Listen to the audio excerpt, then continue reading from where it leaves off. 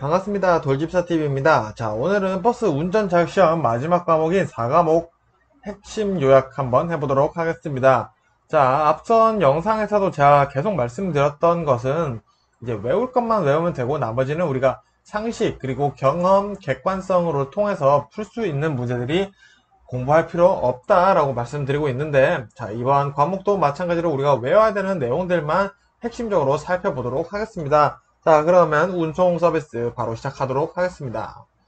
자, 먼저 4과목 공부 전에 알아야 할 포인트들이 좀 있는데, 이거는 쉽게 생각하셔야 돼요. 이게 어렵다라고 생각할수록 조금 더 어려워지는 내용들이기 때문에, 그냥 별거 아니구나, 이래서 이렇구나, 이렇게 간단하게 이해하시면서 공부하시는 게 좀 중요하고요. 또 객관적으로 생각해 보시는 게 중요합니다. 이제 우리 운전자의 상식, 그리고 예절 등은 읽으면 알 수 있는 파트들이 있는 것처럼 우리의 경험을 믿고 나 자신을 믿고 공부를 하시는 게 중요하고요. 말씀드린 것처럼 마지막으로는 외울 것만 외우면 되겠죠. 4과목은 이제 버스의 체계, 버스 형태, 그리고 버스 요금 제도, 시스템 뭐 이 정도들이 되니 딱 외울 부분만 집중해서 외우시면은 바로 합격하실 수 있다고 제가 장담하도록 하겠습니다. 자, 그러면 시작하도록 하겠습니다. 자, 4과목 1장은 먼저 무조건 외우지는 마세요. 우리는 외울 것만 외우면 되고요. 내가 승객이라고 생각을 하고 승객의 입장에서 어떤 것들이 필요한지 고민해보는 게 중요합니다. 그리고 1과목 1장, 4과목 1장에서는 상식적인 부분들이 나오기 때문에 한번 몸풀기, 머리 풀기 식으로 보시면 될 것 같습니다. 자, 제1장 여객 운수 종사자의 기본 자세입니다. 자, 올바른 서비스 제공의 5가지 요소인데요. 자, 읽어보시면은 당연하지 싶습니다. 자, 첫 번째 단정한 용모 및 복장, 공손한 인사, 그리고 친근한 말, 그리고 따뜻한 응대, 그리고 밝은 표정, 이 5가지는 당연하겠죠. 자, 근데 이 5가지를 우리가 외워야 되는 이유는 뭐냐? 자, 여기 추가로 당연한 내용들이 나올 수도 있습니다. 뭐 밝은 표정, 이런 것들 뭐 우리가 당연하다라고 알 수 있는데 여기서 추가로 뭐 예를 들어서 뭐 남을 돕기 뭐 이런 얘기가 나올 수도 있습니다. 자, 남을 돕는 건 당연히 좋은 서비스라고 생각이 들어서 헷갈리실 수도 있기 때문에 요 5가지 정도는 외워두시는 게 조금 중요합니다. 자, 그렇지 만일에 나 5가지 다 못 외우겠다 하시는 분들은 내가 할아버지 할머니에게 어떤 예우를 갖추면 좋을까 라는 식으로 고민해 보시면서 유출을 해 나가는 게 중요하다라고 말씀드리도록 하겠습니다. 자, 그리고 서비스의 특징 7가지 있습니다. 이것도 자주 나오니까 눈여겨서 봐주시면 되고요. 첫 번째, 무형성, 눈에 보이지 않죠? 그리고 동시성, 생산과 소비가 동시에 일어난다. 자, 예를 들어서 이거는 무슨 말이냐? 재고가 없다라는 말입니다. 왜냐? 자, 물건을 팔려면은, 자, 내가 물건을 먼저 구매를 해서 고객들에게 팔아야겠죠. 자, 근데 요 생산과 소비가 동시에 일어난다는 거는 내가 서비스를 친절한 말을 함으로써 그게 사라지기 때문에 재고가 없다. 이게 이제 동시성이다. 이렇게 표현되는 거고요. 인적 의존성, 사람에 의존한다. 자, 왜? 이 서비스 자체는 사람이 제공하는 것이기 때문이죠. 자, 그리고 소멸성, 공급하는 동시에 사라집니다. 자, 이게 바로 소멸성이고요. 무소유권, 자, 서비스는 누리는 것이지 가지는 것은 아니다. 라는 게 이제 무소유권이고요. 변동성, 상황, 시간, 그리고 사람에 따라 변할 수가 있습니다. 그리고 다양성, 승객의 개인의 욕구와 감정에 따라 다양한 서비스를 제공을 해야겠죠. 자, 이 7가지 머릿속에 담아주시면 됩니다. 자, 그리고 승객이 그럼 원하는 것이 무엇일지 한번 고민해 볼게요. 자, 승객 욕구 7가지가 있는데, 자, 내가 승객이라고 생각해 보겠습니다. 근데 조금 낯간지러운 얘기들도 있어요. 자, 첫 번째, 기억되고 싶어요. 환영받고 싶고요. 관심받고 싶고요. 편안해하고 싶어 하고요. 그리고 존경받고 싶어 합니다. 그리고 중요한 사람으로 인식되길 바라고요. 기대와 욕구를 수용하고 인정받길 바랍니다. 자, 6번 같은 경우는 중요한 사람이라기보다는 이거는 대우받고 싶어 하는 그런 마음이라고 생각을 해주시면 됩니다. 그래서 이 7가지 한번 천천히 읽어보시고, 맞아. 나도 생각이라도 뭐 이런 거 받으면 좋지. 라는 내용들이니까 굳이 외울 필요는 없습니다. 읽어보시면 기억에 남으실 거예요. 자, 그러면 운전자가 승객을 위한 기본 예절. 어떤 것들이 기본 예절인지 봐야겠죠? 자, 내가 승객이라고 생각해 볼게요. 자, 어떤 대우를 받고 싶은지 고민해 보겠습니다. 자, 상스러운 말을 듣고 싶지 않겠죠? 그리고 관심받고 싶겠죠? 그리고 모든 인간관계를 성실한 서비스를 제공하고 있는지 그런 것들을 바탕으로 해서 보겠죠? 자, 그러면은 이 승객을 위한 기본 예절, 어떤 것들을 외워야 할까요? 자, 승객의 결점을 지적할 때는 진지한 충고와 격려를 해야 한다. 자, 요게 헷갈릴 수 있습니다. 승객의 결점을 지적을 해도 되나? 물론이죠. 위험한 상황, 해선 안 되는 행동을 할 때는 승객에게 지적을 할 줄도 아는 것이 서비스입니다. 그래서 요거는 아니지, 지적하면 안 되지, 이렇게 생각하시면 안 되기 때문에 제가 넣은 거고요. 자, 그리고 약간의 어려움을 감수하는 것이 좋은 인간관계를 유지할 수 있는 방법이다. 자, 요런 두 가지는 조금 특이하죠. 우리가 평소에 생각하지 못했을 수도 있기 때문에 외우고 넘어가도록 하겠습니다. 자, 승객 응대를 위한 마음가짐 10가지. 자, 지금 뭐 기본 예절 7가지, 승객의 욕구 7가지, 뭐 이런 식으로 지금 개수가 굉장히 많아서 야, 이거 언제 다 외우나 하시는데, 자, 한번 읽어보시고 뉘앙스만 찾으시면 돼요. 자, 먼저 내가 일을 하니까 사명감이 있어야겠죠. 그리고 승객의 입장에서 생각해봐야 됩니다. 요거는 우리가 공부, 시험 볼 때 필요한 거예요. 이 승객의 입장에서 공부를 해야지 문제를 많이 풀 수 있습니다. 자, 그리고 원만하게 대하기, 긍정적으로 생각하기, 승객이 호감을 가지게 하기, 공사를 구분하고 공평하게 대하기, 예를 지키고 겸손하게 대하기, 자신감을 가지고 행동하기, 부단히 반성하고 개선해 나가기, 그리고 투철한 서비스 정신을 가지기, 즉 다 좋은 거죠. 자, 어떻게 하면 더 좋아질 수 있냐, 이런 것들을 얘기하고 있습니다. 더 나아질 수 있는 better, 더 좋아지는 그런 뉘앙스를 가지고 있다. 그게 바로 승객 응대를 위한 마음가짐 10가지다 라고 알아두시면 되겠습니다. 자, 승객을 위한 행동 예절을 위해 필요한 8가지 보도록 하겠습니다. 자, 요 8가지 정도는 일단은 중요할 수도 있으니 집중해서 봐주세요. 자, 첫 번째, 자, 이미지 관리를 해야 됩니다. 승객에게 긍정적인 이미지를 드려야겠죠. 자, 그러려면 3가지가 필요한데요. 첫 번째, 눈빛, 시선 처리. 내가 승객이 탔는데 아니 이러면서 위아래로 흩으면 기분이 나쁘겠죠. 자, 그리고 목소리, 음성 관리. 자, 빨리 타세요. 저희 어디까지 간가요? 이렇게 얘기하면 안 되겠죠. 그리고 미소, 표정 관리죠. 안녕하세요 하는데 내가 기분 나쁜 똥 씹은 표정으로 안녕하세요 하는 거에 참 승객이 받으시기에 기분이 다르시겠죠. 자, 두 번째, 인사입니다. 인사란 존중과 배려, 우정들을 표현하는 방법이에요. 그렇기 때문에 인사는 서비스의 주요 기법이 되는데 승객에게 인사할 때는 예의를 최대한 그리고 무조건 갖춰야 한다. 요것만 알아두시면 됩니다. 자, 그리고 세 번째, 표정 관리입니다. 표정은 내 마음을 드러내는 행동이죠. 자, 그러면 우리 표정, 당연한 내용들은 빼고 외워야 될 것만 한번 좀 볼게요. 자, 좋은 표정은 업무 효과를 높인다고 합니다.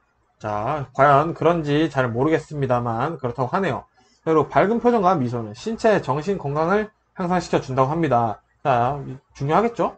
자, 밝은 표정은 상대방의 감정이입 효과를 줍니다. 좋은 표정 관리를 위해서 이제 그러면 어떤 것들을 해야 되는지 우리 알아봐야겠죠. 부드러운 시선 처리, 그리고 승객의 눈높이를 맞추기 정도만 알아두면 되도록 하겠습니다. 즉, 표정 관리에서는 이제 어떤 표정 관리, 좋은 표정이, 밝은 표정이 어떤 효과가 있는지, 그리고 그 밝은 표정을 하려면은 어떤 것들을 연습해야 되는지 2가지 같이 외워두시면 되겠네요. 자, 그리고 네 번째, 악수 보겠습니다. 악수는 친밀감을 표현하는 방식인데 이 악수에 대한 내용을 보면 되겠죠. 자, 악수는 윗사람이 아랫사람에게 손을 내미는 거고요. 아랫사람은 가볍게 목례를 하고 오른손을 내민다 라고 되어 있습니다. 자, 그리고 악수하면서 손을 흔드는 건 예의가 아니라고 되어 있습니다.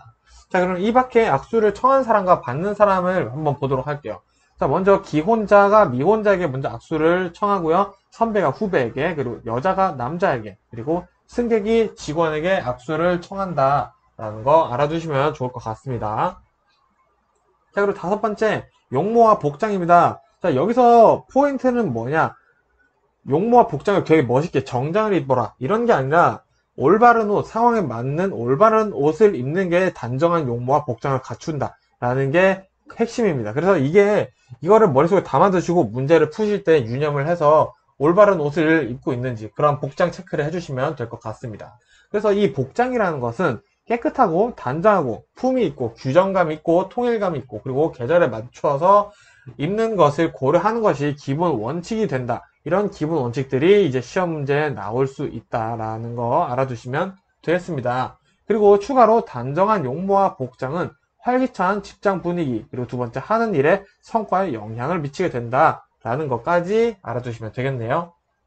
자, 6번째, 언어 예절입니다. 대화에는 4원칙이 있습니다. 요거 4원칙만 알면 될 것 같아요. 자, 먼저 밝고 적극적으로 말하기. 2번째, 공손하고 예의 바르게 말하기. 3번째, 명료하게 말하기.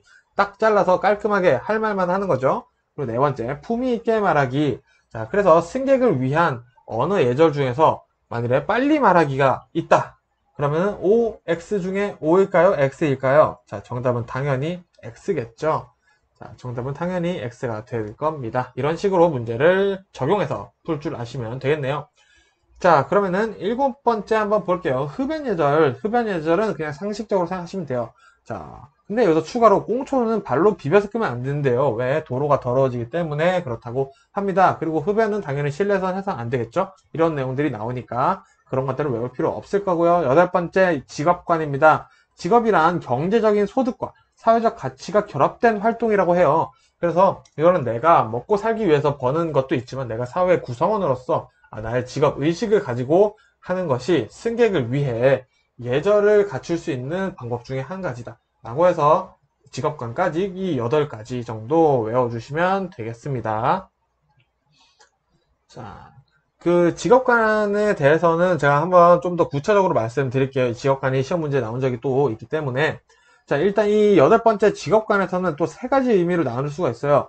아까 말했던 경제적 의미와 사회적 의미에 추가로 심리적 의미, 이 3가지가 있는데, 경제적 의미는 말 그대로 우리가 먹고 사는 문제예요. 삶을 영위하고 그냥 일할 수 있는 기회를 생기고 경제 생활을 할 수 있는 것을 제공받는 게 경제적 의미를 가지고 있고, 사회적 의미는 내가 일을 하면서 사람, 동료들을 만나면서 인간관계를 생기고 이제 사회 발전에도 기여를 하고 이제 업무 분담 등을 통해서 사회 공헌을 수행해 나가는 의미가 또 있고요. 이 심리적인 의미도 있어요. 나의 가치, 내 자아의 실현, 보람, 이런 소명의식, 사명감 등을 실현하는 의미, 심리적 의미도 있다라는 거. 그래서 이 직업관의 3가지 의미 외워두시면은 이제 문제가 이런 식으로 나오겠죠.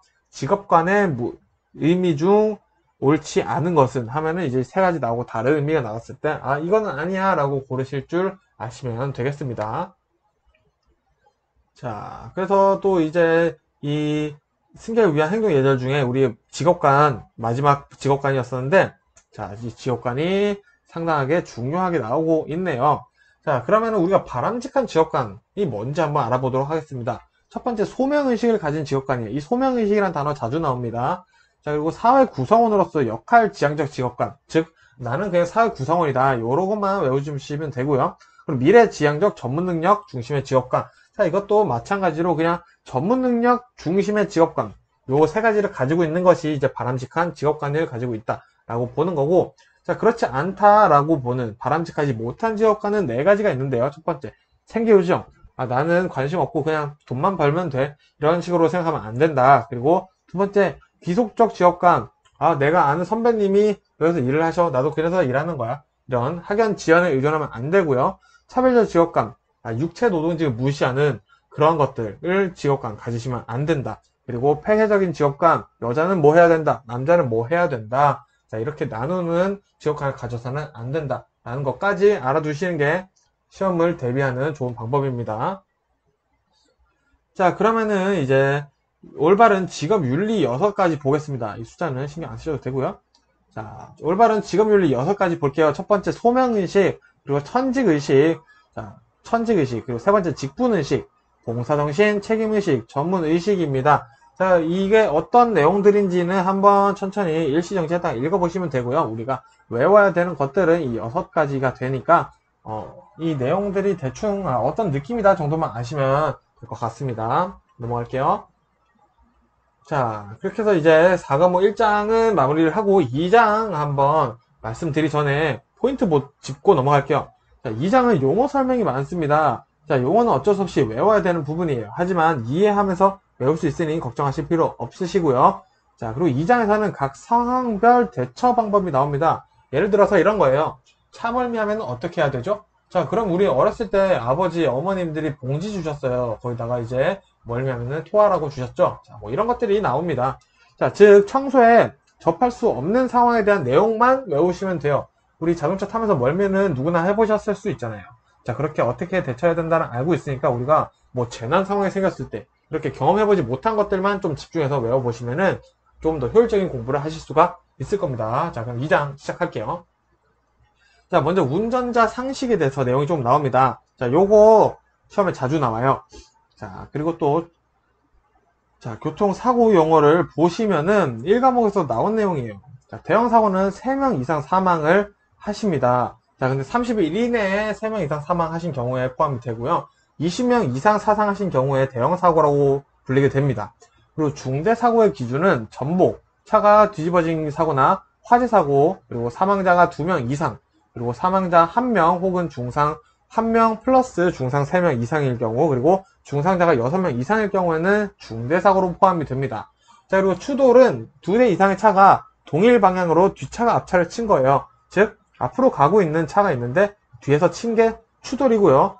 충돌은 옆에서 차가 들어오거나 앞에서 차가 부딪힌 거예요. 그래서 이거는 충돌입니다. 그리고 전복은 차가 말 그대로 도로에 뒤집어진 거고요. 전도는 차가 옆으로 선 겁니다. 옆으로만 90도만 뒤집어진 거죠.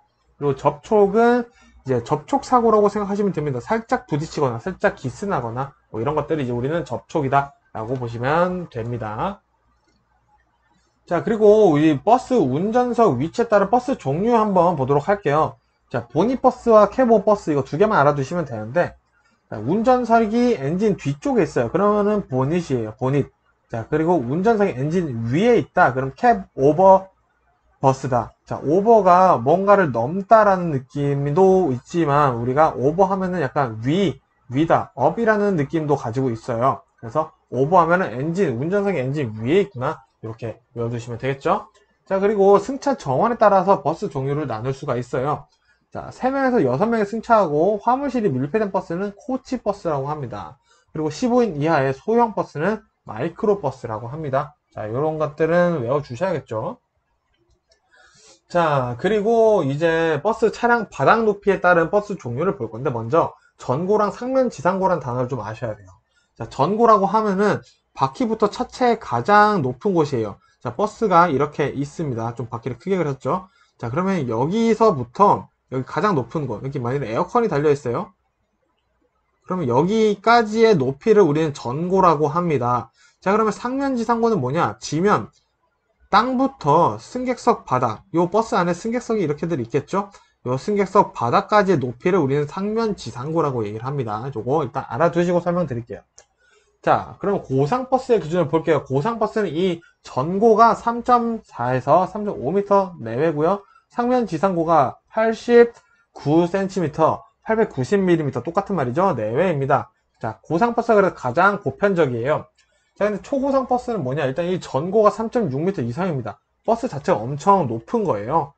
자, 그리고 상면 지상고는 일단 똑같죠. 890mm 이상입니다. 그래서 요 버스가 높다 보니까 2층 버스 이런 거 생각하시면 돼요. 조망이 높다 보니까 관광버스로 사용되기도 합니다. 자, 그리고 저상버스 우리 장애를 가지신 분들이 타실 수 있게 혹은 교통약자들을 위해서 만들어진 버스죠. 계단이 없다라고 생각하시면 되고, 그래서 상면 지상고가 340밖에 안 됩니다. 그 이하로 되어 있는 게 저상버스다. 요 기준 3가지 꼭 알아두시면 좋을 것 같아요.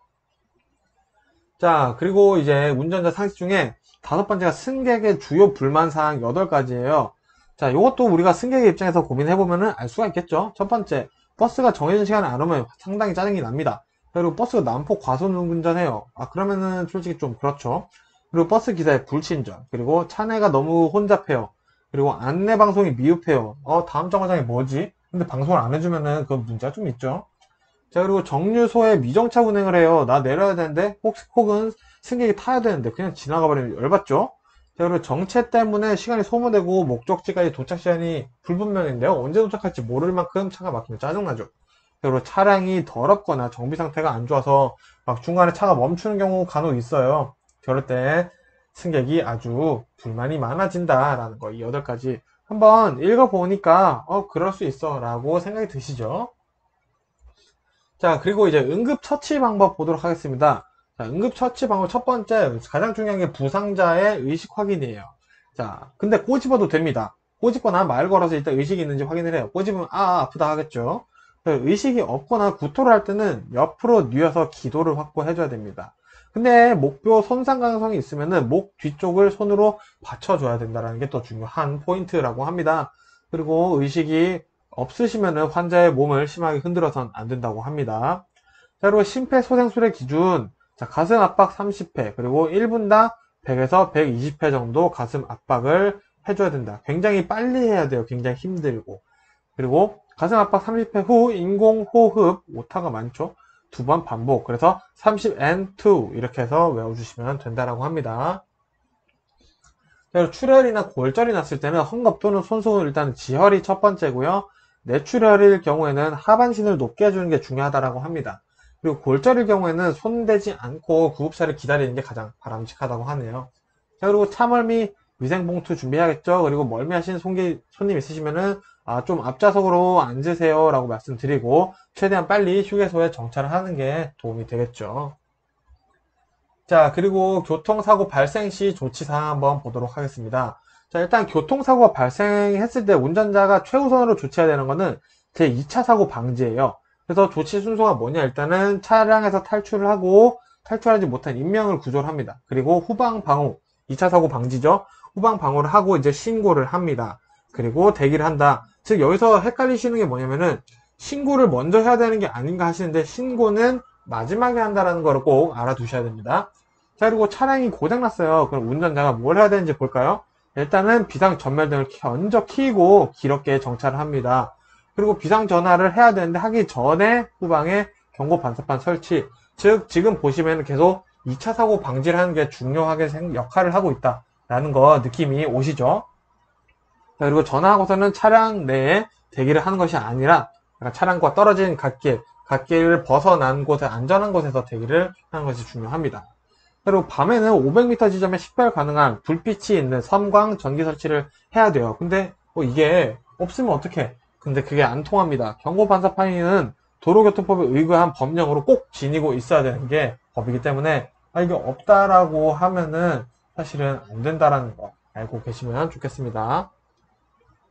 자, 그리고 재난 발생 시 조치사항 한번 보도록 할게요.